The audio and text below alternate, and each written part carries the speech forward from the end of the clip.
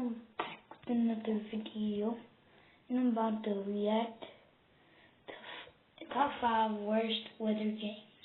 Heat to extreme cold with occasional moisture mixed in.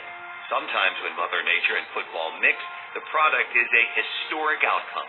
This week's top 5, the top 5 worst weather games in Eagles history. Coming in at number 5, a bone-chilling day that left Eagles fans with a warm heart, the 2004 NFC Championship game. I experienced 2 NFC Championship games that were absolutely bitter, cold, and freezing. First being 1981 against Dallas, where it was just ridiculous. And I thought that was the coldest game I'd ever been at, but it didn't compare to 2004.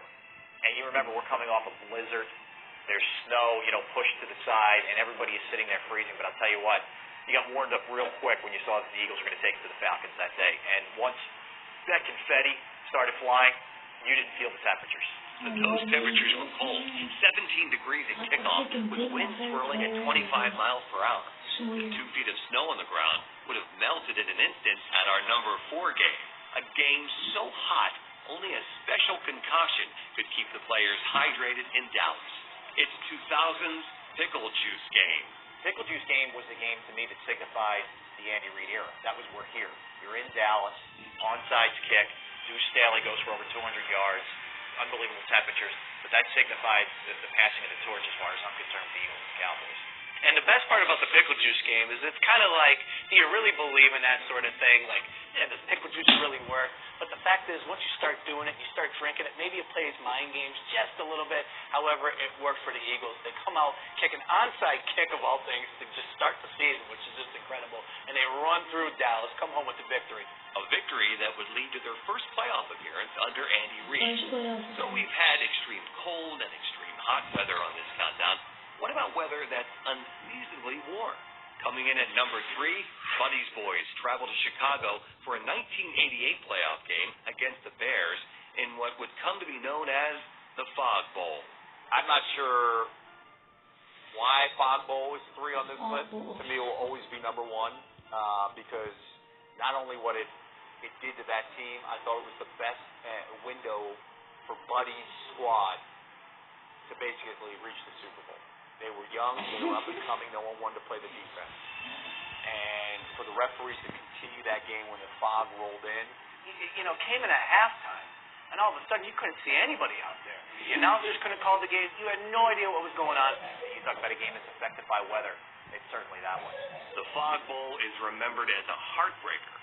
Number 2 on this list started out that way, but it turned around in the second half. A game where a dusting of snow turned into 3/4 of a foot. The Snow Bowl. We park on Girard Avenue. We take the subway down. It just started sprinkling. 40 minutes later, we get to the link.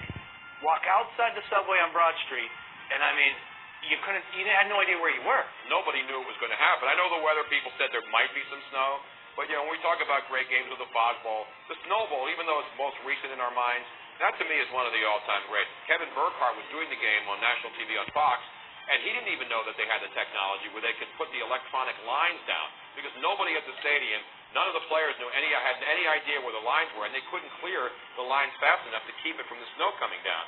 To me, that was football. That was the coolest visual I think I've ever gotten from an Eagles game. And to see guys make catches, slide head first, and be picking, ice and snow out of their face masks, that's football weather. It was really, really cool. You knew you were in a special moment, and you looked around, and there were 6 inches of snow just falling on top of you, but nobody cared, because we were all there watching the Eagles, the most magical sporting event I've ever been to. And magical describes the number 1 spot on this list.